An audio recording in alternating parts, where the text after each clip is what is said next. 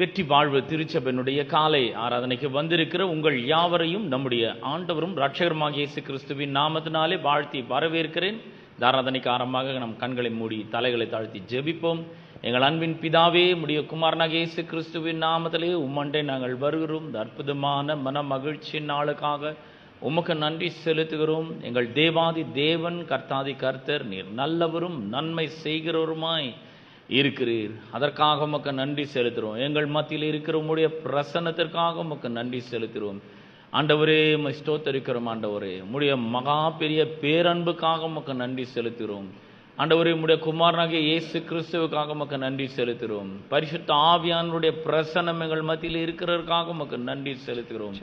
ஆண்டவரே, உம்மை துதிக்கிறோம். எங்களை உம்முடைய குமாரர்களாக குமாரத்திகளாக நீர் மாற்றி இருக்கிறதற்காக உமக்கு ஸ்தோத்திரம். ஆண்டவரே, அப்பா, நீர் எங்களுக்கு அந்த அதிகாரத்தை தந்திருக்கிறதற்காக உமக்கு நன்றி செலுத்துகிறோம். இந்த ஆராதனையோட வல்லமையான கரத்திலே நாங்கள் ஒப்பு கொடுக்கிறோம். ஆண்டவரே, நாங்கள் பாடல்களை பாடி உம்மை துதித்து ஆராதிக்கும் பொழுது தேவ பிரசன்னத்தினாலே ஒவ்வொரு மக்களையும் நீர் நிரப்பும்படியாய் நாங்கள் ஜெபிக்கிறோம். ஆண்டவரே, இசைக்கருவிகளை வாசிக்கிறவர்கள் மேலும் பாடல்களை பாடுகிறவர்கள் மேலும் உடைய அபிஷேகம் தங்கியிருக்கட்டும் என்று நாங்கள் ஜெபிக்கிறோம். கர்த்தருடைய வார்த்தை இன்றைக்கு தெளிவோடும் அபிஷேகத்தோடும் வல்லமையோடும் புறப்பட்டு செல்லட்டும் என்று ஜெபிக்கிறேன். ஆண்டவரே, சூப்பர் நேச்சுரல், ஆண்டவர் மிராக்குலஸ் பவருக்காக உமக்கு நன்றி செலுத்துகிறோம். எங்கள் மத்தியில் அது இருக்கிறதற்காக உமக்கு நன்றி செலுத்துகிறோம்.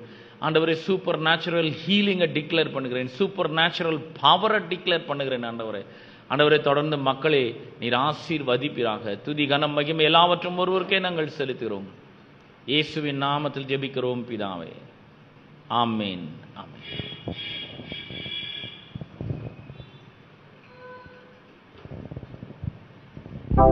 ஹல்லேலூயா. நம்முடைய கர்த்தராகிய இயேசு கிறிஸ்து நேற்றும் இன்றும் என்றும் மாறாதவராயிருக்கிறார். எல்லா நாமத்திலும் மேலான நாமம் இயேசுவின் நாமம் மாத்திரமே. அவர் நாமத்தில் சுகம் உண்டு, பலன் உண்டு, நல்வாழ்வு உண்டு. உங்களுடைய வாழ்க்கையில் பயங்கரமான புயல் வீசிக்கொண்டிருக்கிறதா?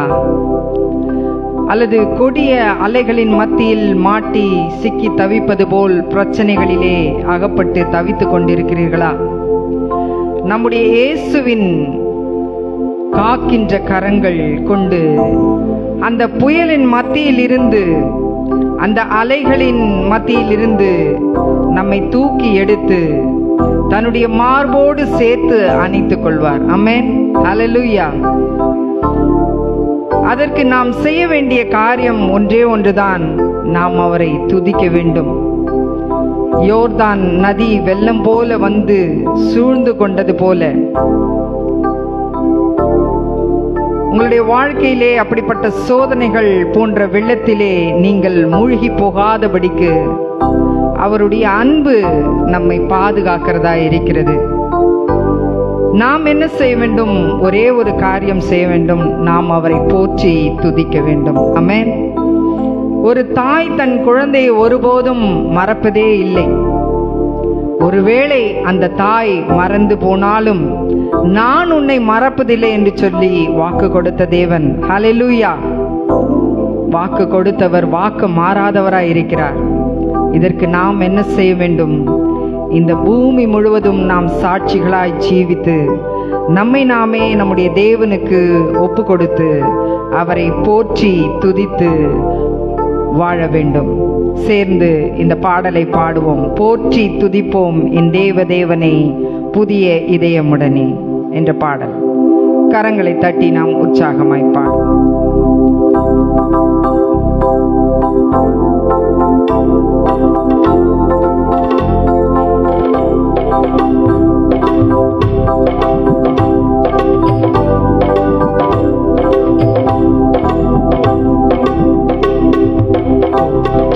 துதிப்போம் என் தேவனை புதிய இதயமுடனே.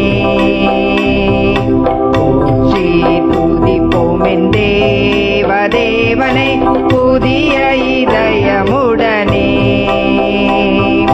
நேற்றும் இன்றும் என்றும் மாறா இயேசுவை நாம் என்றும் பாடி துதிப்போம்.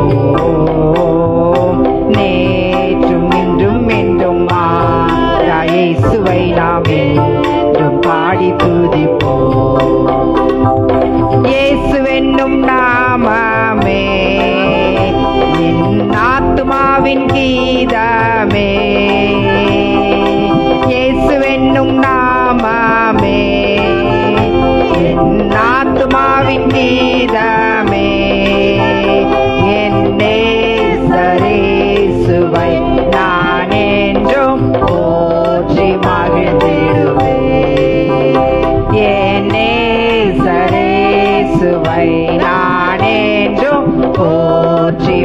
மகிழ்ந்திடுவே.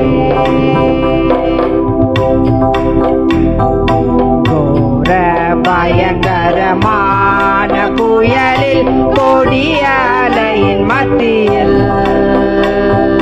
கோர பயங்கரமான புயலில் கொடிய அலையின் மத்தியில் காக்கும் கரம் கொண்டு மார்பில் சேர்த்தணைத்த அன்பை என்றும் பாடுவேன். காக்கும் கரம் கொண்டு மார்பில் சேர்த்தணைத்த அன்பை என்றும் பாடுவேன். இயேசுவென்னும் நாமமே என் ஆத்துமாவின் கீதமே, என் நேசரேசுவை நான் என்றும் போற்றி மகிழ்ந்திடுவேன். என் நேசரேசுவை நான் என்றும் போற்றி மகிழ்ந்திடுவேன். யோர்தான் நதி போன்ற சோதனையிலும் சோர்ந்தமிழ்ந்து மாளாதே, யோர்தான் நதி போன்ற சோதனையிலும் சோர்ந்தமிழ்ந்து மாளாதே.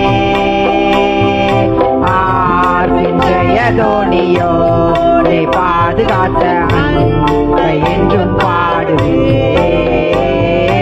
ஆர்வின் ஜெயதோனியோரை பாதுகாத்த அன்பை என்றும் பாடுவேன்.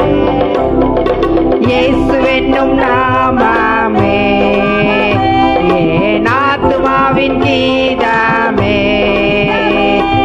இயேசுவென்னும் நாமமே என் ஆத்துமாவின் கீதமே, என் நேசரேசுவை நான் என்றும் போற்றி மகிழ்ந்திடுவேன். என் நேசரேசுவை நான் என்றும் போற்றி மகிழ்ந்திடுவேன்.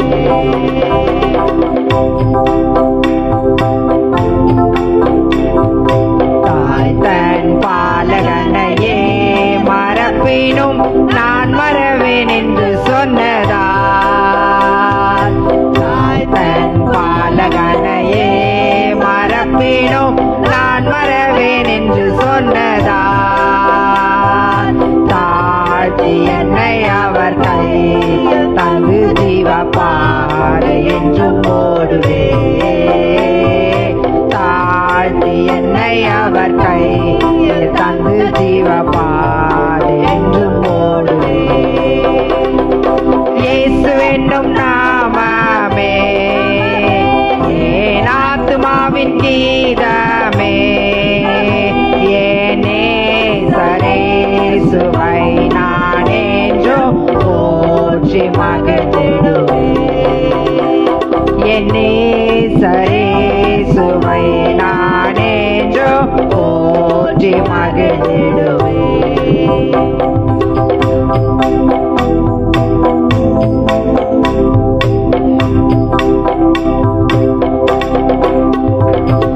பூமி அகிலமும் சாட்சியாகவே போங்கள் என்ற கட்டளையதால்,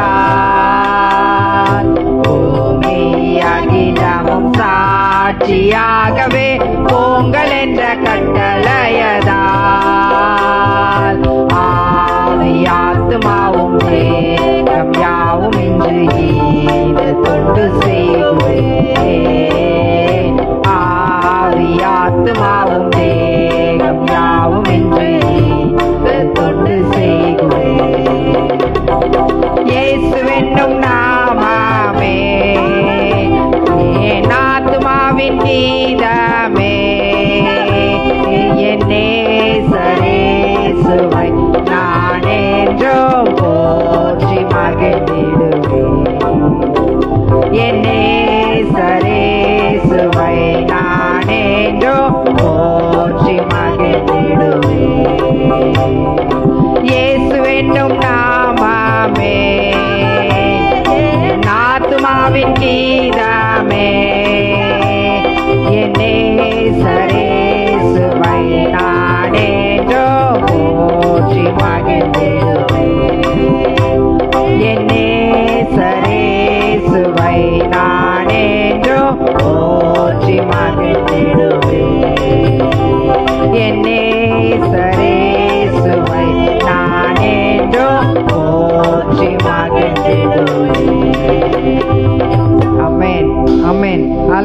அல்லேலூயா.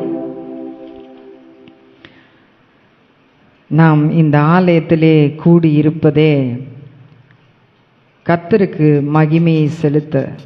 ஆமென். எதற்காக நாம் அவருக்கு நன்றி செலுத்த வேண்டும் என்று சொன்னால், நம்முடைய வாழ்க்கையை நாம் திரும்பி பார்ப்போம் என்றால் நமக்கு அவர் ஏராளமான நன்மைகளை செய்திருக்கிறார். அவர் நம்மை மறவாமல் அவருடைய கிருபையை நம் மீது காண்பித்திருக்கிறார். நம்மை இதுவரை கண்மணி போல எந்த தீங்கும் அணுகாமல் நம்மை காத்து வழிநடத்தி வந்திருக்கிறார். அதற்காக நாம் ஒவ்வொரு நாளும் அவருக்கு துதி பலிகளை ஏறெடுக்கிறவர்களாய் இருக்க வேண்டும். நீ என்னுடைய பிள்ளை, நான் உன்னை மறப்பதே இல்லை என்று சொல்லி அவர் உடன்படிக்கை செய்திருக்கிறார். நம்முடைய மரண படுக்கையில் எத்தனையோ முறை நாம் விழுந்திருக்கும் பொழுது அதிலிருந்து நம்மை மீட்டு நம்முடைய ஜீவனை காத்து நமக்கு திரும்ப கொடுத்திருக்கிறார். ஆமென். அதற்காய் நாம் நன்றி செலுத்துகிறவர்களாய் இருக்க வேண்டும். வாதை உன் கூடாரத்தை அணுகாமல் தம்முடைய செட்டைகளை கொண்டு அவர் நம்மை பாதுகாக்கிறார். ஆமென். நாம் செல்லும் பாதையில் நம்முடைய பாதம் கல்லில் இடராதபடிக்கு அவருடைய தூதர்களை அனுப்பி நமக்கு உதவி செய்கின்றார். அதற்காய் நாம் ஒவ்வொரு நாளும் நன்றி செலுத்துவர்களாய் இருக்க வேண்டும். நாம் தேவையிலே சிக்கி தவிக்கின்ற வேளையிலே அற்புதமாக நம்முடைய தேவைகளை அவர் சந்திக்கிறவராய் இருக்கின்றார். கண்ணீரோடு கூட நாம் நிற்கின்ற வேளையிலே என்னுடைய கண்மணியே என்று நம்மை அழைத்து அவர் நம்மை ஏந்தி சுமந்து பாதுகாத்து தப்புவித்து ஒரு தகப்பனை போல நம்மை வழிநடத்துகின்றார். அதற்காய் நாம் நன்றி செலுத்துவர்களாய் இருக்க வேண்டும். ஒவ்வொரு நாளும் நாம் இன்றைக்கு உயிரோடு இருப்பதே அவருடைய சுத்த கிருபை. அதற்காய் நாம் அவருக்கு நன்றி பலிகளை ஏறெடுக்கிறவர்களாய் இருக்க வேண்டும். சேர்ந்து பாடுவோம் இந்த பாடலை. நன்றி பலிகள் செலுத்தியே நாங்கள் ஆலயம் கூடி வந்தோம்.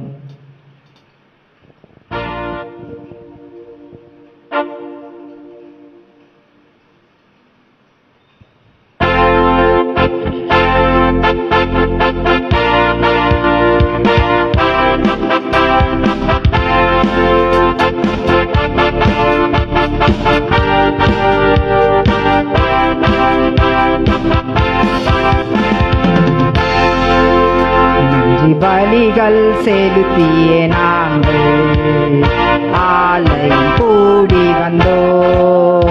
துதி பலிகள் செலுத்தியே நாங்கள் உம்மை போற்ற வந்தோம்.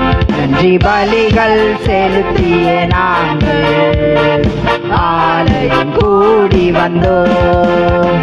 துதி பலிகள் செலுத்தியே நாங்கள் உம்மை போற்ற வந்தோம். கர்த்தர் செய்த நன்மைக்காக நன்றி செலுத்த வந்தோம். நம்மை மறவா அவர் கிருபை எண்ணியே துதிக்க வந்தோம். கர்த்தர் செய்த நன்மைக்காக நன்றி செலுத்த வந்தோம். நம்மை மறவா அவர் கிருபை எண்ணியே துதிக்க வந்தோம். பலிகள் செலுத்திய நாங்கள் ஆலயம் கூடி வந்தோம். துதி பலிகள் செலுத்திய நாங்கள் உம்மை போற்ற வந்தோம்.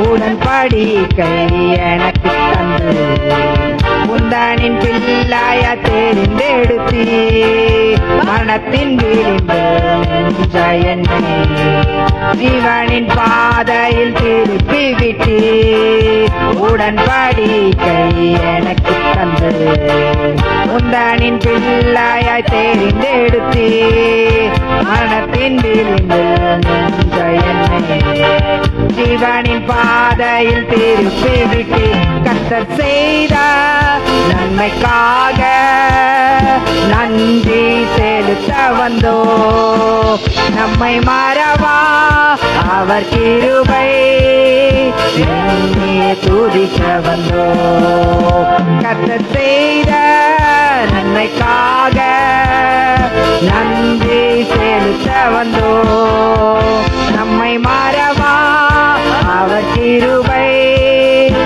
என்னையே துதிக்க வந்தோ பலிகள் செலுத்திய நாங்கள் ஆலயம் கூடி வந்தோ பலிகள் செலுத்திய நாங்கள் உம்மை போற்ற வந்தோ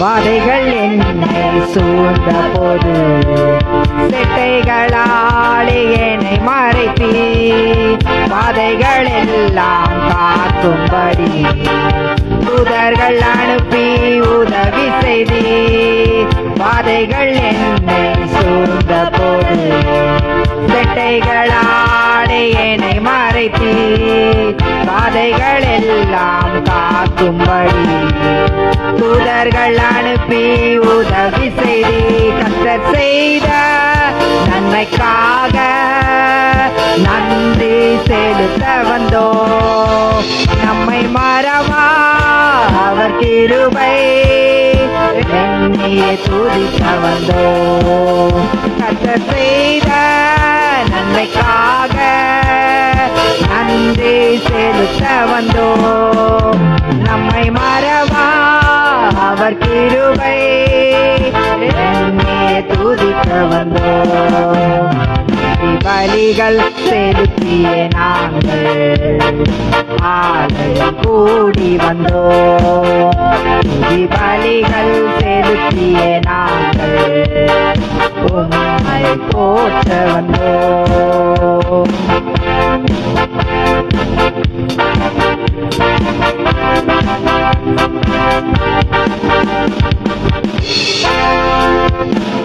தேவைகள் நெருக்கி நின்ற போது அற்புதமாக பெருக வைத்தி கண்ணீரின் பாதையில் திகைத்த போது கண்மணியே என்று என்னை அழைத்தி தேவைகள் நெருக்கி நின்ற போது அற்புதமாக பெருக வைத்தி கண்ணீரின் பாதையில் திகைத்த போது கண்மணியே என்று என்னை அழைத்து கர்த்தர் செய்த நன்மைக்காக நன்றி செலுத்த வந்தோ நம்மை மறவா அவர் கிருபை என்னையே துதிக்க வந்தோ கர்த்தர் செய்த நன்மைக்காக நன்றி செலுத்த வந்தோ நம்மை மறவா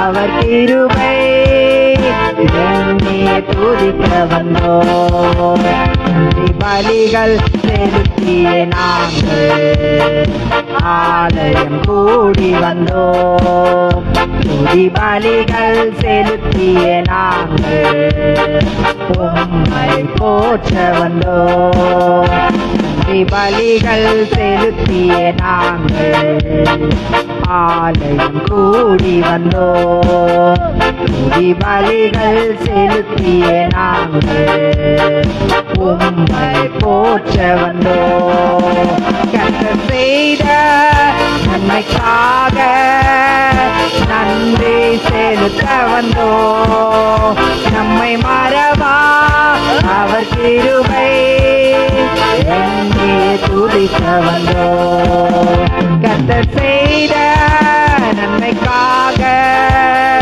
நன்றி செலுத்த வந்தோ நம்மை மறவா அவர் கிருபை எண்ணியே துதிக்க வந்தோ. ஆமென்.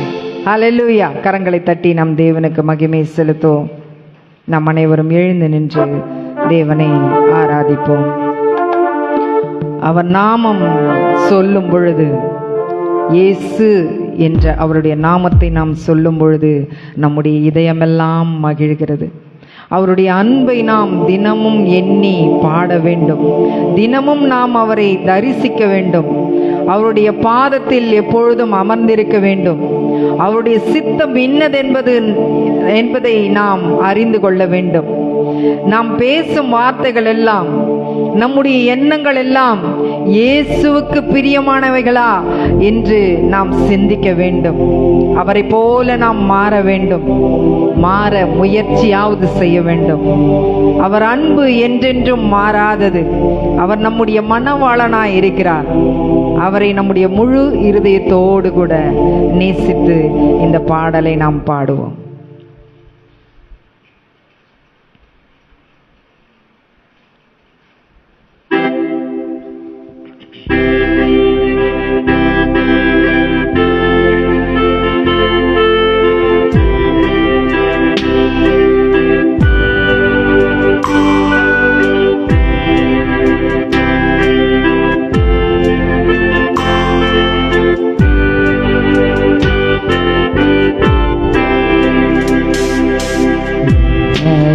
மணவாளனே இதய ஏக்கமே இனியவரே இயேசையா உம்மைத்தான் தேடுகிறேன். நான் உம்மைத்தான் நேசிக்கிறேன். எனது மணவாளனே இதய ஏக்கமே இனியவரே இயேசையா உம்மைத்தான் தேடுகிறேன். நான் உம்மைத்தான் நேசிக்கிறேன்.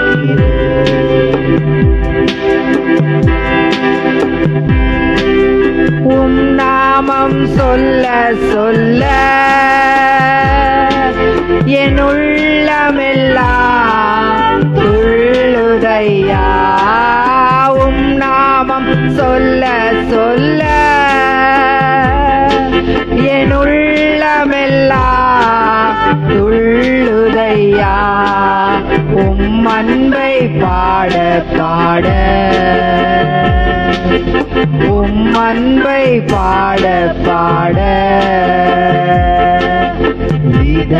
இதயமெல்லாம் இனிக்குதையா. என் இதயமெல்லாம் இனிக்குதையா. எனது மணவாளனே இதய ஏக்கமே இனியவரே இயேசையா உம்மைத்தான் தேடுகிறேன். நான் உம்மைத்தான் நேசிக்கிறேன்.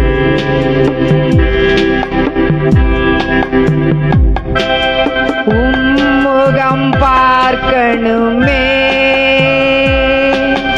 உம் அழகை ரசிக்கணுமே. உம்முகம் பார்க்கணுமே,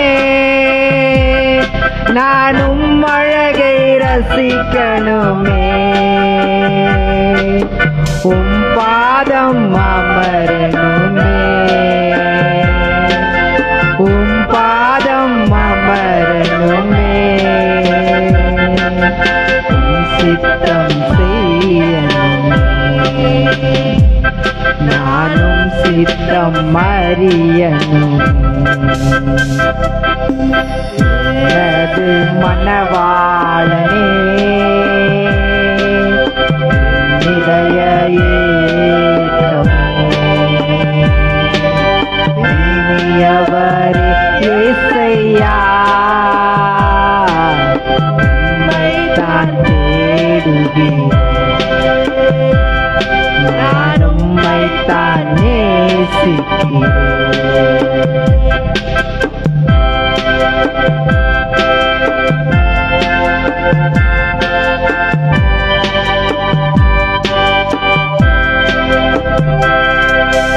என் வாயின் சொற்களெல்லாம்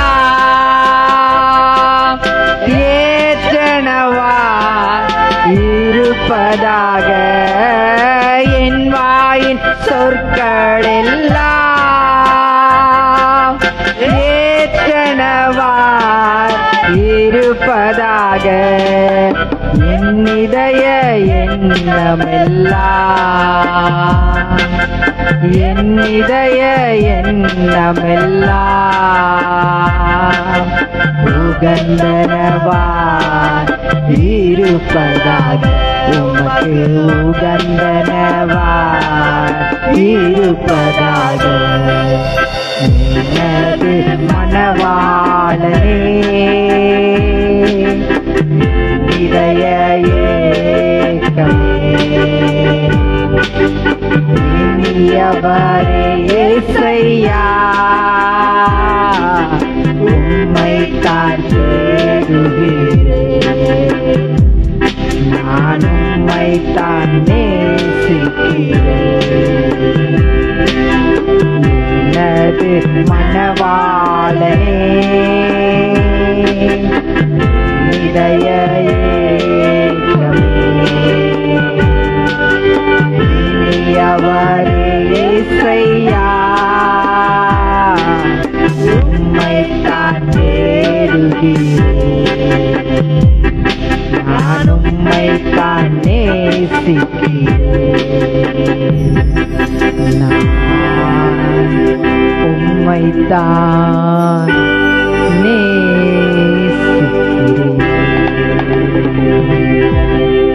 ஆமென். ஹல்லேலூயா. நமக்காக யாவற்றையும் செய்து முடிப்பவர் நம்முடைய தேவன். இரக்கமும் உருக்கமும் நீடிய சாந்தமும் கிருபையும் உள்ளவர் அவர். நம்முடைய ஜீவனை அழிவிலிருந்து மீட்டு காத்த நம்முடைய தேவன். அவர் எபினேசர், எல் எலியோன், எல்லாவற்றிலும் உயர்ந்த தேவன் அவர். எல் ஷடாய், சர்வ வல்லமையுள்ளவர். எல்ரோயி, நம்மை காண்கின்ற தேவன். சுகம் தருபவர், மன்னிப்பவர், நம்மீது அன்பையும் இரக்கத்தையும் காண்பிக்கும் நல்ல தேவன். அவரை நாம் இந்த வேளையிலே ஆராதித்து துதிப்போம். இன்னொரு பாடலை பாடி நாம் தேவனை ஆராதிப்போம்.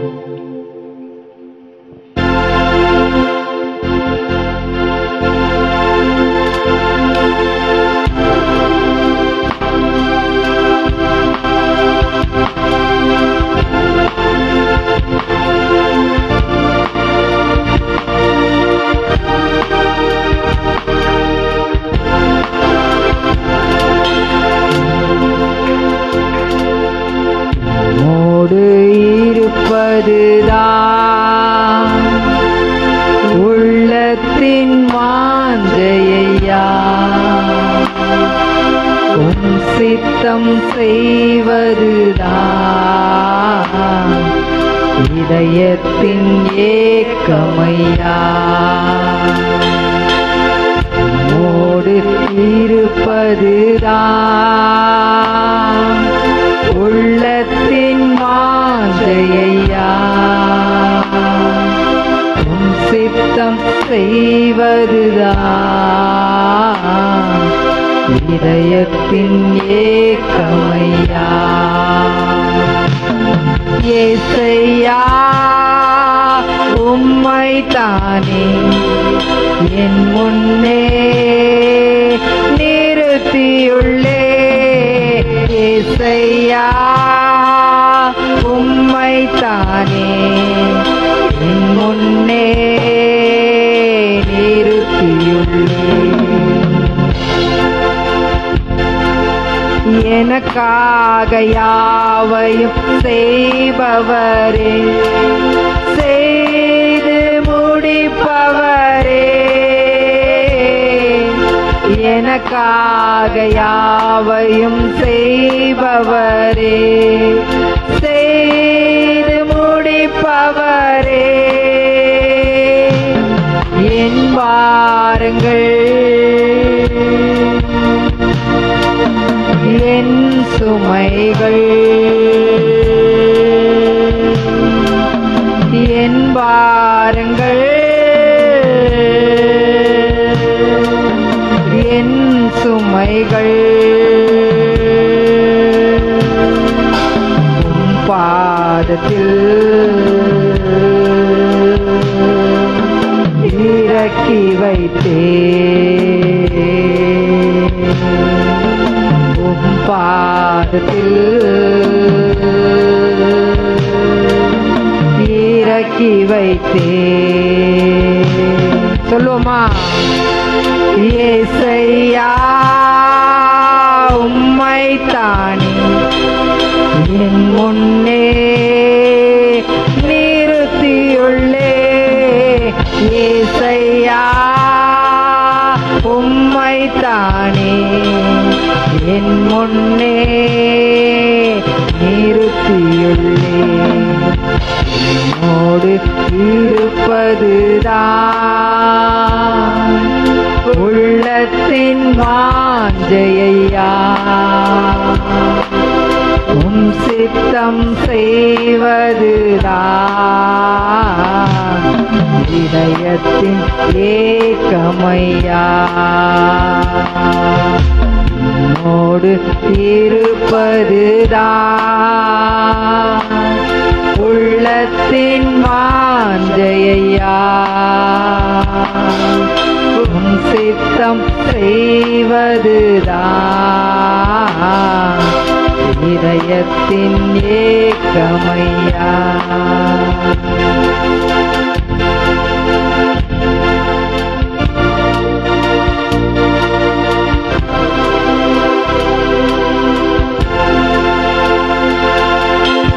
இரக்கமும் உருக்கமும் நீடிய சாந்தமும் கிருபையும் உள்ளவரே.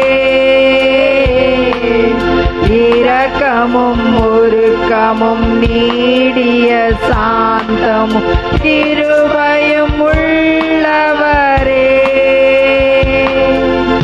என் ஜீவனை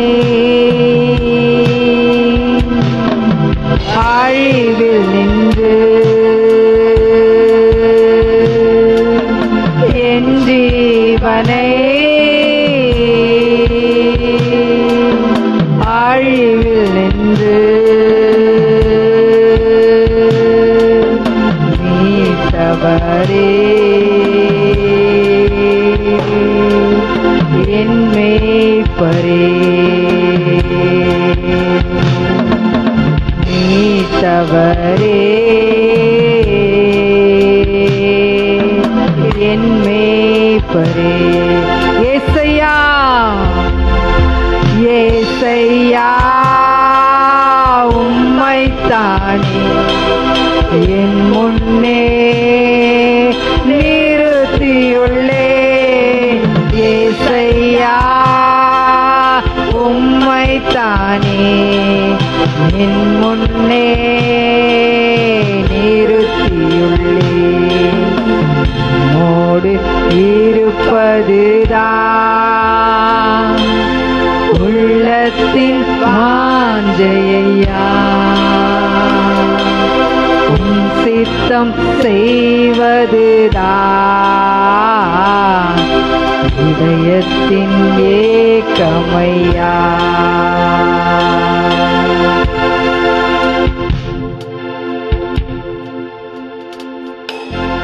எபினேசரே எல்லேலியோன் என்றுமே உயர்ந்தவரே. எபினேசரே எல்லேலியோன் என்றுமே உயர்ந்தவரே. எல் ஷடாய்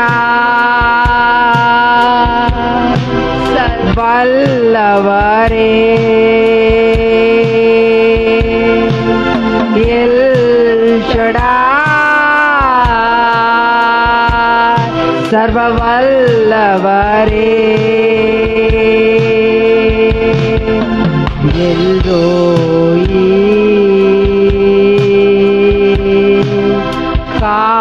காண்பவரே எல்ரோயி, என்னை காண்பவரே. சொல்லுவோமா? ஏசையா உம்மைத்தானே என் முன்னே நிறுத்தியுள்ளே.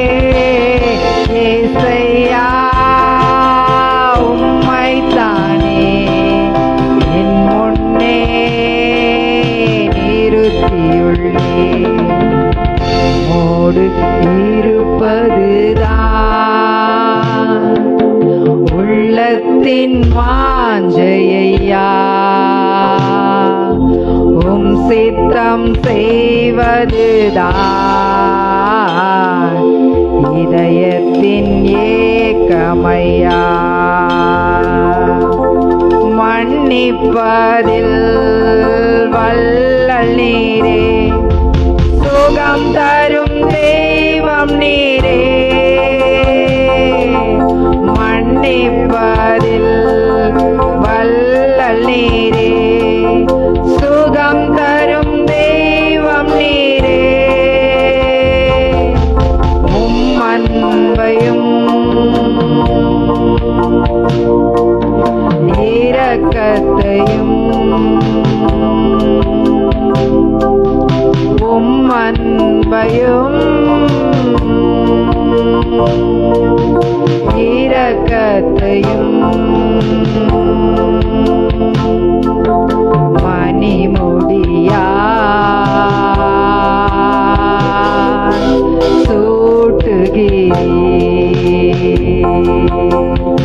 எனக்கு மணிமுடியா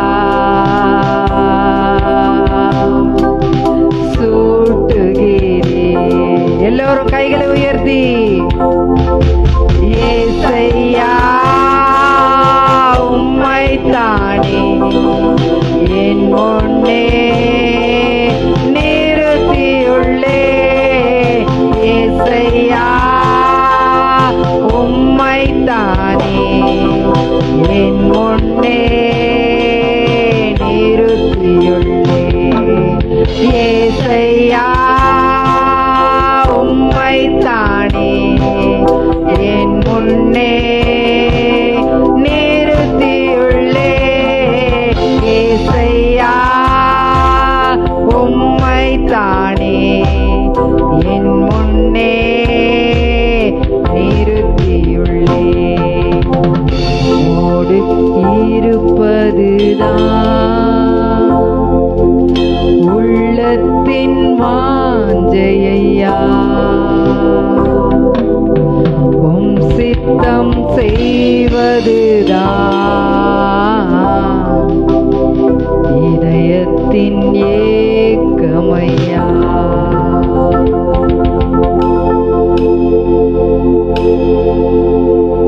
ஏசையா உம்மைத்தானே என் முன்னே நிறுத்தியுள்ளே. ஏசையா உம்மைத்தானே என் முன்னே நிறுத்தியுள்ளே. ஆமென். அல்லேலூயா. அப்பா உம்மை நன்றியோடு துதிக்கிறோம். அப்பா உம்மோடு இருப்பது அப்பா எங்களுக்கு மிகப்பெரிய ஆனந்தம் தகப்பனே. அப்பா நாங்கள் உம்மோடு கூட இருக்க வேண்டும் ராஜா. எங்கள் இதயம் எல்லாம் மகிழ்கிறது தகப்பனே. உம்மை நன்றியோடு துதிக்கிறோம் அப்பா, ஸ்தோத்திரிக்கிறோம்.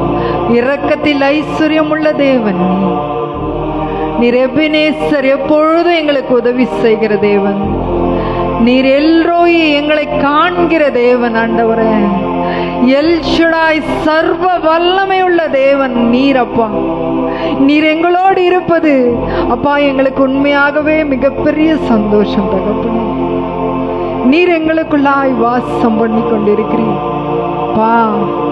நீர் வாசம் பண்ணுகிற ஆலயமாய் நாங்கள் வாழ வேண்டும் அப்பா. எங்களுடைய ஜீவியத்தை பரிசுத்தமாய் காத்து கொள்ள வேண்டும் ஆண்டவரே. அப்பா, நாங்கள் பரிசுத்தமாய் எங்களுடைய ஜீவியத்தை காத்து கொள்ள நீர் எங்களுக்கு பலனை தருவீராக. நீரே எங்கள் பலன் என்று சொல்லி வேதம் சொல்லுகிறதே. அப்பா, எங்களுடைய பலவீனத்திலே உம்முடைய பலன் பரிபூரணமாய் விளங்கட்டும் தகப்பனே. அப்பா, உமக்கு ஸ்தோத்திரம். நீர் எங்கள் மனவாளனாய் இருக்கிறீர். அப்பா, உமக்கு ஸ்தோத்திரம் ஆண்டவரே. நன்றி நன்றி நன்றி நன்றி செலுத்துகிறோம் அப்பா. நாங்கள் நிற்பதும் நிர்மூலமாகாதிருப்பதும் உம்முடைய சுத்த கிருபை மாத்திரமே தகப்பனே. அப்பா, பிதாவே என்று கூப்பிட பண்ணுகிற புத்திர சுவிகாரத்தின் ஆவியை நீர் எங்களுக்கு தந்திருக்கிறீர் அப்பா. நாங்கள் அதற்கு தகுதியே இல்லை ஆண்டவரே. ஆனாலும் நீர் எங்களை தகுதிப்படுத்தினீர் அப்பா. நீர் எங்களை தகுதிப்படுத்தினீர். உம்முடைய பரிசுத்த இரத்தத்தை கொண்டு எங்களை கழுவி எங்களை பரிசுத்தப்படுத்தி உம்முடைய பிள்ளையாய் எங்களை சேர்த்து கொண்டீர் தகப்பனே. உம்முடைய பிள்ளை ஆக்கினீர் அப்பா என்று கூப்பிட பண்ணினீரே. உமக்கு ஸ்தோத்திரம் அப்பா, உமக்கு ஸ்தோத்திரம்.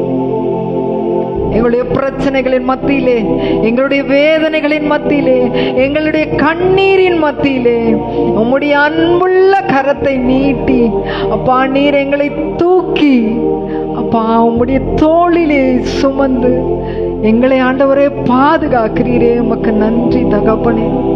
உம்மை நன்றியோடு துதிக்கிறோம், நன்றியோடு துதிக்கிறோம் அப்பா. நன்றி செலுத்துகிறோம். எங்களுடைய பலவீன நேரங்களிலே அப்பா, எங்களுடைய சுகவீனத்தின் மத்தியிலே, மரண படுக்கையில் நாங்கள் இருக்கும் பொழுது அப்பா நீரே எங்கள் பரிகாரியாய் எங்கள் ஆண்டவரே உம்முடைய கரத்தை நீட்டி உம்முடைய காயப்பட்ட கரங்களால், உம்முடைய தழும்புள்ள கரங்களால் எங்களை அணைத்துக் கொள்கிறீரே. எங்களுக்கு சுகத்தை கொடுக்கிறீரே. உம்முடைய செட்டைகளின் நிழலிலே எங்களை பாதுகாக்கிறீரே தகப்பனே. உம்மை நன்றியோடு துதிக்கிறோம் அப்பா, ஸ்தோத்தரிக்கிறோம் ராஜா. நன்றி நன்றி நன்றி நன்றி நன்றி செலுத்துகிறோம். எங்கள் வாழ்நாள் முழுவதும் நாங்கள் நன்றி செலுத்த கடமைப்பட்டவர்களாக இருக்கிற தகப்பனே. நன்றி செலுத்துகிறோம் ராஜா. அப்பா, உம்முடைய பாதத்திலே எப்போது நாங்கள் அமர்ந்திருக்க நீர் எங்களுக்கு உதவி செய்வீராக. உம்முடைய சித்தத்தை அறிந்து அதன்படி எங்களுடைய வாழ்க்கையை நாங்கள் நடத்த நீர் எங்களுக்கு உதவி செய்வீராக. வந்திருக்கிற ஒவ்வொருவரையும் நீர் ஆசீர்வதிக்கும்படியாக நாங்கள் செபிக்கிற தகப்பனே. இந்த ஆராதனை வேளையிலே உம்முடைய பிரசன்னம் எங்கள் மத்தியிலே அசைவாடினபடியாலும் நன்றியோடு துதிக்கிறோம். ஆவியானவர் எங்கள் மத்தியிலே கிரியை செய்து கொண்டிருக்கிறபடியால் நன்றி செலுத்துகிறோம் தகப்பனே. வார்த்தையின் வேளை நீர் ஆசீர்வதிப்பீராக. வார்த்தையின் வேளையிலே வார்த்தையை பேசுகிற தாசனை மறைத்து ஆவியானவர் தாமே நீர் வெளிப்படும்படியாய் நாங்கள் செபிக்கிறோம். வல்லமையுள்ள வார்த்தைகள் அவர் வாயிலிருந்து புறப்படும்படியாய், அந்த வார்த்தைகள் வந்திருக்கிற ஒவ்வொருவருக்கும் ஔஷதமாய் காணப்பட நீர் உதவி செய்யும்படியாய் நாங்கள் செபிக்கிறோம் தகப்பனே. மீதியான வேளையை நீர் பொறுப்பெடுத்துக் கொள்வீராக. எல்லா துதி கன மகிமை மேன்மை யாவற்றையும் ஒருவருக்கே செலுத்துகிறோம். இயேசுவின் மூலம் செபிக்கிறோம் நல்ல பிதாவே. ஆமென் ஆமென்.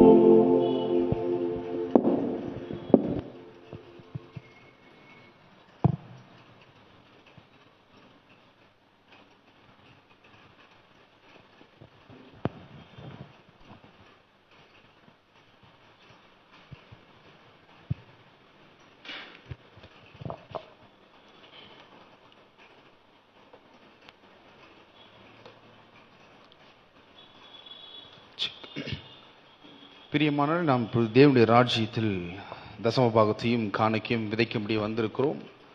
விதைக்கிறதுக்கு முன்பாக வேதம் இது குறித்து என்ன சொல்லுகிறது என்பதை நாம் அறிந்து கொண்டு விதைக்கிறவளாக இருக்க வேண்டும்.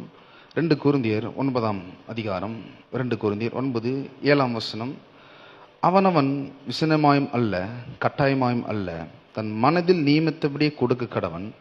உற்சாகமாய் கொடுக்கிற இடத்தில் தேவன் பிரியமாயிருக்கிறார். பிரியமானவர்களே, நாம் தசம பாகத்தையும் காணிக்கையும் செலுத்தும்படி வந்திருக்கிறோம். இந்த வேத பகுதி எப்படி சொல்லுகிறது? அவனவன் விசனமாயம் அல்ல, கட்டாயமாயம் அல்ல, தன் மனதில் நியமித்தபடியே கொடுக்க கடவன். எப்படி கொடுக்க வேண்டும் என்று பவுல் இந்த கொரிந்து சபைக்கு எழுதுகிறார். உற்சாகமாய் கொடுக்கிறவனிடத்தில் தேவன் பிரியமாய் இருக்கிறார். நாம் ரட்சிக்கப்பட்டிருக்கிறோம், ஆண்டவரை சொந்த ரட்சகராக ஏற்றுக்கொண்டிருக்கிறோம். ஆகவே ஒரு பொதுவான கிருபை நம்மளுக்கு கொடுக்கப்பட்டிருக்கிறது. எல்லாரையும் தேவன் நேசிக்கிறார், எல்லாரையும் அன்பு கூறுகிறார். ஆனால் இந்த வேத பகுதி சொல்லுவது உற்சாகமாய் கொடுக்கிறவனிடத்தில் தேவன் பிரியமாய் இருக்கிறார்.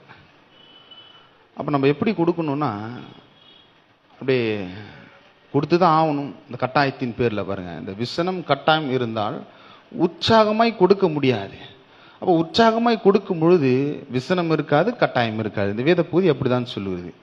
ஆகவே நம்ம மேலே கிருபை இருக்கிறது, தயவு இருக்கிறது. ஆகவே தான் பவுல் எழுதுகிறார் எப்படி கொடுக்க வேண்டும் என்று, மனப்பூர்வமாய் சந்தோஷமாய் கொடுக்க வேண்டும் என்று. இதே 2 கொரிந்தியர் 8ஆம் அதிகாரம் 1ஆம் வசனம், அன்றியும் சகோதரரே, மகதோனியா நாட்டு சபைகளுக்கு தேவன் அளித்த கிருபையை உங்களுக்கு அறிவிக்கிறோம். அவர்கள் மிகுந்த உபத்திரவத்தினாலே சோதிக்கப்படுகையில் கொடிய தரித்திர முடியவர்களாய் இருந்தும் தங்கள் பரிபூர்ண சந்தோஷத்தினாலே மிகுந்த உதார்த்தமாய் கொடுத்தார்கள். தரித்திரருக்கு மகதோனியா நாட்டு சபை மக்கள் எப்படி கொடுக்கிறார்கள் என்றால், மிகுந்த சந்தோஷத்தினால் கொடுக்கிறார்கள். அங்க சொல்லுகிறார், உற்சாகமாய் கொடுக்கிறதில் தேவன் பிரியமாய் இருக்கிறார். ஏன் இந்த கொடுக்கிற காரியம் தேவன் நம்ம கிட்ட கொடுத்திருக்கிறார் அப்படின்னா, இந்த உலகத்துல பாவம் இருக்கு, சாபம் இருக்கு, ஏழ்மை இருக்கு, குறைவு இருக்கு, தாழ்ச்சி இருக்கு. இதன் மத்தியில நாம் ஆசீர்வதிக்கப்பட்டிருக்கிறோம் என்ற உணர்வு உங்களுக்கு உண்டாக வேண்டும். அது மட்டுமல்ல, உணர்வு உண்டாகி இது தேவனுடைய ராஜ்யத்தில் விதைக்கும் பொழுது தேவன் கிட்ட இருந்து நம் ஆசீர்வாதத்தை இன்னும் நாம் பெறுகிறவர்களா இருக்கிறோம். அதுதான் யாத்திராகம புஸ்தகம் 25ஆம் அதிகாரம், யாத்திராகமம் 25.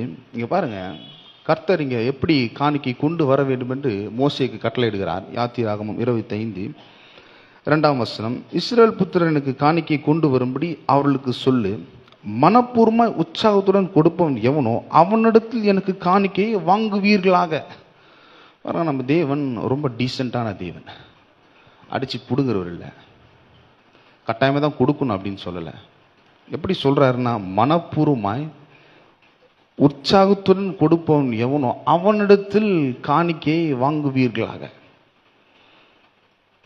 என்னென்னா காணிக்கை சொல்லப்படுது. ஏன் இந்த காணிக்கை வாங்க சொல்றார் அப்படின்னா, ஆசரிப்பு கூடாரத்தை செய்யும்படி தேவன் அந்த ஆசரிப்பு கூடாரத்தின் மத்தியில் வாசம் பண்ணும்படி ஆசரிப்பு கூடாரத்தை செய்யறதுக்காக ஜனங்களிடத்துல காணிக்கை கொண்டு வரும்படி மோசேக்கு கட்டளையிடுகிறார். எப்படி கொடுக்கிறார் அப்படின்னா, மனப்பூர்வமா எவன் கொடுக்கிறானோ அவங்கிட்ட மட்டும் வாங்க அப்படின்றார். எப்படி இந்த பொருட்கள் இஸ்ரவேல் மக்களுக்கு எப்படி வந்ததுன்னா, எகிப்து தேசத்துல 430 வருஷமா அவர்கள் அடிமதனத்தில் இருந்தார்கள். அந்த அடிமதனத்தில் இருக்கும் பொழுது ஒன்றும் அவர்களுக்கு இல்லை பாருங்க, ஓட்டாண்டியா இருந்தாங்க. இன்னும் சொல்ல போனா ஏழை, அப்படிதான் ஏழை, தரித்திரம், பிடிச்சதை சாப்பிட முடியாது, மனப்பூர்வமாய் வாழல, நிறைவுள்ள ஒரு வாழ்க்கையை வாழ்ந்து கொண்டிரல. எப்படின்னா, அடுத்த வேளை சாப்பாடுக்கு கஷ்டப்படுற மக்கள். அப்படிப்பட்ட மக்களை எகிப்து தேசத்திலிருந்து, இஸ்ரவேல் ஜனங்கள் எகிப்து தேசத்திலிருந்து தேவன் விடுதலையாக்கி, எப்படி விடுதலையாக்குறார் என்றால், ஒரு ஆட்டுக்குட்டியை கொடுத்து பஸ்காவாக பலியிட செய்து அவளை ரட்சித்து அதிலிருந்து வெளியே கொண்டு வருகிறார். இந்த ரட்சிக்கப்பட்ட மக்களிடம் எப்படி இவ்வளோ பொருட்கள் வந்தது அப்படின்னா, ஒரே ஒரு காரியம், அதுதான் கிருபை. தரித்திரத்திலிருந்து ஏழ்மையிலிருந்து தேவன் இந்த ரட்சிப்புகளை கொண்டு வரும்பொழுது அவர் எப்படிப்பட்ட ஒரு வாழ்க்கைக்குள்ளாக கொண்டு வருகிறார் அப்படின்னா, நிறைவுள்ள பூரணமுள்ள வாழ்க்கைக்கு கொண்டு வருகிறார். அடுத்த வேலைக்கு என்ன சாப்பாடு அப்படின்னு கஷ்டப்படுற மக்களை ஒரு பஸ்க ஆட்டுக்குட்டி பலியிட்டது நிமித்தம் அவர்கள் அந்த அடிமதலத்தில் நீக்கி, அந்த ஏழ்மையிலிருந்து நீக்கி, தரித்திரத்திலிருந்து நீக்கி நிறைவுள்ள ஒரு வாழ்க்கைக்கு கொண்டு வருகிறார். இந்த கொண்டு வரும்பொழுது தான் தேவன் சொல்லுகிறார், வனாந்திரத்தில் அவர்கள் போகும் பொழுது தேவனை ஆராதிக்க வேண்டும், தேவன் அவர்களுக்குள்ள வாசம் பண்ண வேண்டும், தேவன் முந்தி அன்பு கூறுகிறார். ஆகவே என்ன பண்ணுகிறார் அப்படின்னா, உங்க மத்தியில் நான் வந்து வாசம் பண்ண போறேன் அப்படின்னு ஆசரிப்பு கூடாரத்தை செய்ய சொல்லும்படி ஜனங்க கிட்ட இருந்து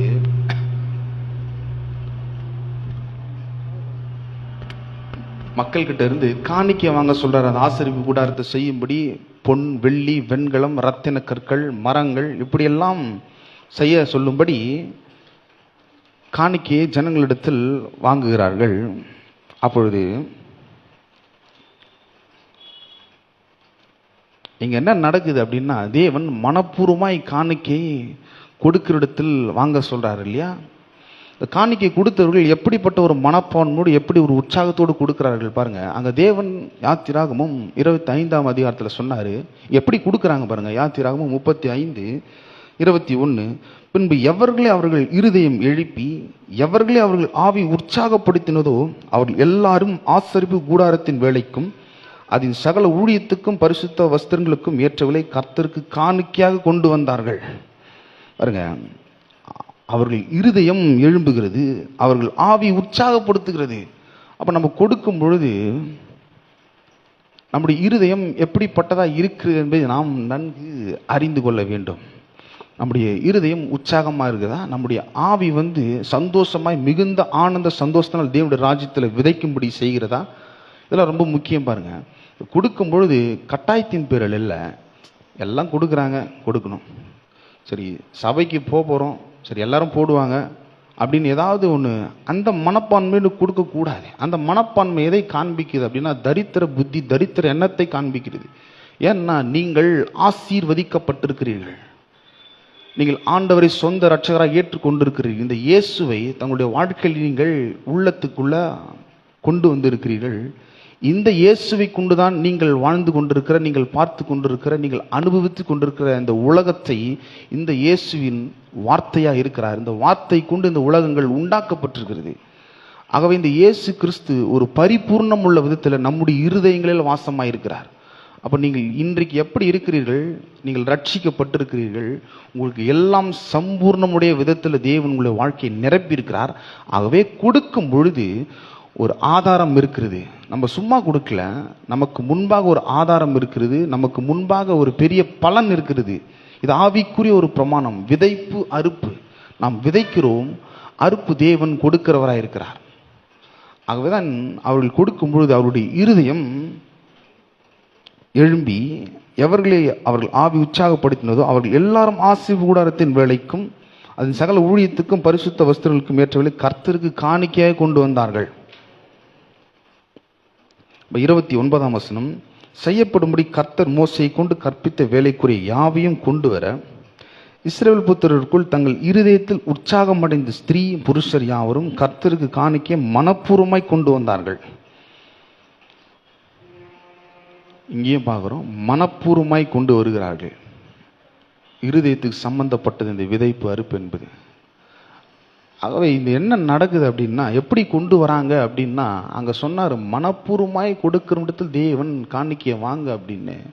இந்த யாத்திராகமம் 30:5 வசனத்தில் என்ன நடக்குது அப்படின்னா, மோசையை நோக்கி கர்த்தர் செய்யும்படி கற்பித்த வேலைக்கு வேண்டியதற்கு அதிகமான பொருட்கள் ஜனங்கள் கொண்டு வருகிறார்கள் என்றார்கள். இன்னும் கொண்டு வந்துட்டு இருக்காங்க. யாத்திராகமம் 25ஆம் அதிகாரத்தில் மனப்பூர்வமாய் ஏன் என்கிட்ட கொண்டு வரணும், அவங்ககிட்ட மட்டும் காணிக்கையை வாங்குன்னு சொன்னாங்களே, இன்னும் காணிக்கையை கொண்டு வராங்க தேவனுடைய ராஜ்யத்தில்.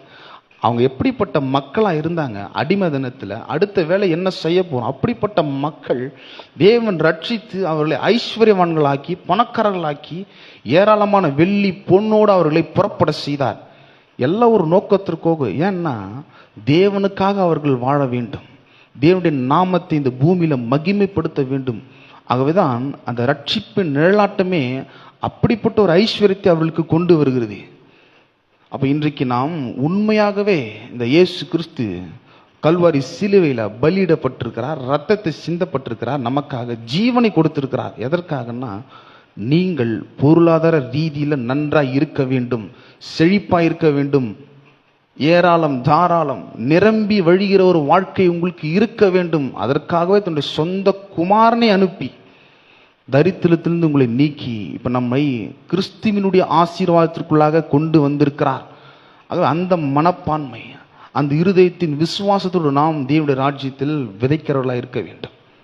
இந்த இடத்துல என்ன நடக்குது அப்படின்னா, 6ஆம் வசனம், அப்போது மோசே இனி புருஷர்களாவது ஸ்திரீகளாவது பரிசுத்த ஸ்தலத்துக்கென்று காணிக்கை ஒருவேளையும் செய்ய வேண்டாம் என்று பாளையம் எங்கும் கூறும்படி கட்டளையிட்டான். இவ்விதமாய் ஜனங்கள் கொண்டு வருகிறது நிறுத்தப்பட்டது. செய்ய வேண்டிய எல்லா வேலைகளுக்கும் போதுமான பொருட்கள் இருந்தது. ஜனங்கள் இன்னும் காணிக்கை கொண்டு வராங்க. இங்க சொல்லப்படுகிறது செய்ய வேண்டிய வேலைக்கு அதிகமாக இருக்கிறது. அப்போ இன்னும் பொருட்கள் இருக்கிறது, ஏராளம் தாராளம். எப்படிப்பட்ட வாழ்க்கை தேவன் விரும்புகிறார்? அப்போ நீங்கள் ஆசீர்வதிக்கப்பட்டவர்கள். அப்போ நீங்கள் தேவனுடைய ராஜ்யத்தில் கொடுக்கும் பொழுது அவர் கொடுக்கிறவராக இருக்கிறார். வேதம் சொல்லுகிறது, கொடுங்கள் அப்பொழுது உங்களுக்கு கொடுக்கப்படும், அம்மிக்கு குலுக்கி சரிந்து நன்றாய் அளந்து உங்கள் மடியிலே போடப்படும். அப்போ கொடுக்கிறவனுக்கு தான் தேவன் கொடுக்க முடியும். ஏன்னா வேதம் சொல்லுவது ஆதியாகமத்தில், பின்பு அவருடைய சாயலின்படி அவருடைய ரூபத்தின்படி மனுஷனை உண்டாக்குவோமாக. நீங்களும் நானும் அவருடைய ரூபம் அவருடைய சாயலின்படி உண்டாக்கப்பட்டிருக்கிறோம். ஆகவே அந்த கொடுக்கிற மனப்பான்மை, அந்த இருதயம் தேவனுக்குள்ளா இருந்து நமக்கு வருகிறது. அப்போ தேவனுடைய ராஜ்யத்தில் நம்ம கொடுக்கும் பொழுது நம்மக்கிட்ட ஏராளமான பொருட்கள் இருக்கும், ஏராளமான பணம் இருக்கும். இதை நீங்கள் நோட்டாக பார்க்காதீங்க, ஒரு விதையாக பாருங்கள். தேவனுடைய ராஜ்யத்தில் விதைக்கும் பொழுது அவர் அறுவடையை தருகிறவராக இருக்கிறார். கடைசி ஒரு வசனம் மட்டும் வாசிக்கிறேன். சங்கீதம் 107 37 வசனம். வயல்களை உண்டாக்கி விதைத்து திராட்சை தோட்டங்களை நாட்டுகிறார்கள், அவைகள் வரத்துள்ள பலனை தரும், அவர்களை ஆசீர்வதிக்கிறார், மிகுதியும் பெருகிறார்கள், அவர்களுடைய மிருக ஜீவங்கள் குறையாதிருக்க பண்ணுகிறார். இந்த வசனம் என்ன சொல்லுவது? வயல்களை உண்டாக்கி விதைத்து. அடுத்து 38 வசனம் சொல்லுவது அவர்களை ஆசீர்வதிக்கிறார். அப்போ இப்போ நம்ம என்ன பண்ணுகிறோம்? தேவனுடைய ராஜ்யத்தில் இப்போ விதைக்க வந்திருக்கிறோம். தேவனுடைய ராஜ்யம் என்ற நிலத்தில் நாம் விதைக்க வந்திருக்கிறோம். அப்போ என்ன பண்ணுகிறாருன்னா அவர்களை ஆசீர்வதிக்கிறார், மிகுதியும் பெருகுகிறார்கள். இப்போ தேவன் இப்போ ஆசீர்வதிக்கிறார், நம்மளுடைய பணம் மிகுதியாய் பெருகும், ஒன்றும் குறையாது. ஆகவே மிகுந்த சந்தோஷம், மிகுந்த ஒரு உற்சாகத்துடன் ஒரு மனப்பான்மையுடைய பரிசுத்த ஆவியானவர் உள்ள இருக்கிறார். அவர் நமக்கு ஊழியம் செய்கிறார். பிசாசு சந்தேகங்களை கொண்டு வரான் பாருங்க. சந்தேகங்களை கொண்டு வந்து குடும்பத்தில் பிரச்சனையை கொண்டு வந்து ஆவிக்குரிய வாழ்க்கையை தாறுமாறாக்க விரும்புகிறான். ஆனால் தான் தேவன் என்ன பண்ணுகிறார் அப்படின்னா, உங்களுக்கு ஒரு விசுவாசமுள்ள ஒரு இருதயத்தை கொடுத்துக்கிறார். இப்போ இருதயத்தில் விசுவாசித்து தேவனுடைய ராஜ்யத்தில் நாம் விதைக்கும் பொழுது அவர் இதை ஆசீர்வதிக்கிறார். நாம் நிச்சயமாய் பெருகுவோம். கரங்களில் காணிக்கும் தசம் எடுத்துக்கொள்வோம். நாம் அறிக்கையிட்டு கொடுப்போம். பரலோக பிதாவே, குமாரனா இயேசுவின் நாமத்தில் இடத்துல வருகிறேன். ஆண்டவரே, என்னிடத்தில் உள்ளதெல்லாம் நீ கொடுத்தவை. ஆகவே உம்மை கனம் பண்ணும்படி உம்முடைய ராஜ்யத்தில் விதைக்கிறேன். உம்முடைய ராஜ்யத்தில் விதைப்பதால் என்னுடைய வாழ்க்கையில் ஒரு குறைவும் இறைக்காது. நீ என்னுடைய மெய்ப்பராயிருக்கிறீர். நான் ஒருபோதும் தாழ்ச்சி அடைய மாட்டேன். உம்முடைய ராஜ்யத்தில் நான் விதைப்பதால் நீர் என்னை ஆசீர்வதிக்கிறீர். என்னுடைய பணம் பெருகும், பெருகிக் கொண்டே இருக்கும் என்பதை நான் விசுவாசிக்கிறேன். ஆகையால் என்னுடைய காணிக்கையினால் உம்மை கனப்படுத்துகிறேன். ஆமென்.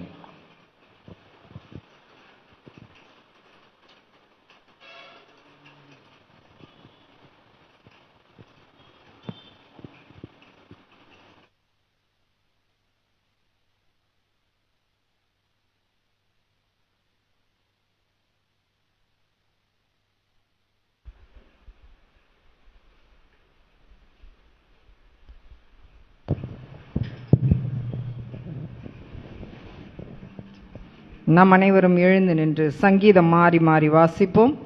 வாசிக்கும்படி தெரிந்து கொள்ளப்பட்ட சங்கீதம் சங்கீதம் 121. சங்கீதம் 121. எனக்கு ஒத்தாசை வரும் பர்வதங்களுக்கு நேராக என் கண்களை ஏறெடுக்கிறேன். வானத்தையும் பூமியையும் உண்டாக்கின கர்த்தரிடத்திலிருந்து எனக்கு ஒத்தாசை வரும். உன் காலை தள்ளாட ஒட்டார், உன்னை காக்கிறவர் உறங்கார். இதோ இஸ்ரவேலை காக்கிறவர் உறங்குவதும் இல்லை, தூங்குகிறதும் இல்லை. கர்த்தர் உன்னை காக்கிறவர், கர்த்தர் உன் வலது பக்கத்திலே உனக்கு நிழலாய் இருக்கிறார். பகலிலே வெயிலாகிலும் இரவிலே நிலவாகிலும் உன்னை சேதப்படுத்துவதில்லை. கர்த்தர் உன்னை எல்லா தீங்குக்கும் விலக்கி காப்பார், அவர் உன் ஆத்துமாவை காப்பார்.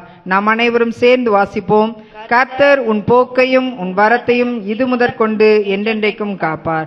வாசிக்க கொடுக்கப்பட்ட வேத பாடம் வாசித்து முடிந்தாயிற்று. தேவனே உமக்கு மகிமை உண்டாவதாக. ஆமேன். நம் அனைவரும் உட்கார்வோம். சபையின் அறிவிப்புகள். ஒவ்வொரு ஞாயிற்றுக்கிழமையும் காலை ஆராதனை காலை 8:30 மணி முதல் 10:30 மணி வரை நம்முடைய சபையிலே நடைபெறுகிறது. ஒவ்வொரு வெள்ளிக்கிழமையும் மாலை 7 மணி முதல் 8 மணி வரை பரிந்து பேசும் ஜெபம் நம்முடைய ஆலயத்திலே நடைபெறுகிறது. ஒவ்வொரு மாதமும் 1ஆம் தேதி காலை 5:30 மணி முதல் 6:30 மணி வரை வாக்குத்தத்த ஆராதனை நடைபெறும். இதிலே நம்முடைய சபை மக்கள் அனைவரும் வந்து கலந்து கொள்ளும்படி அன்புடன் அழைக்கிறோம். 2வது ஞாயிற்றுக்கிழமைகளிலே திருவிருந்து ஆராதனை நடைபெறும். ஒவ்வொரு மாதமும் 2வது சனிக்கிழமைகளிலே மாலை 7 மணி முதல் 8 மணி வரை வாலிபர் கூட்டம் நடைபெறும். வாலிப பிள்ளைகள் அதிலே வந்து கலந்து கொள்ளும்படி அன்புடன் கேட்டுக்கொள்ளப்படுகிறார்கள். ஒவ்வொரு மாதமும் 3வது சனிக்கிழமைகளிலே காலை 10:30 மணி முதல் 12 மணி வரை மகளிர் கூட்டம் நம்முடைய சபையிலே நடைபெறும். ஒவ்வொரு மாதமும் 4வது சனிக்கிழமை அல்லது கடைசி சனிக்கிழமைகளிலே மாலை 6:30 மணி முதல் 8:30 மணி வரை துதி ஆராதனை நம்முடைய சபையிலே நடைபெறுகிறது. இந்த கூட்டங்கள் எல்லாவற்றிலும் நீங்கள் யாவரும் வந்து கலந்து கொள்ளும்படி அன்புடன் கேட்டுக்கொள்ளப்படுகிறார்கள். புதன்கிழமை மாலை ஆராதனை மாலை 7 மணி அளவில் ஆரம்பிக்கப்படும்.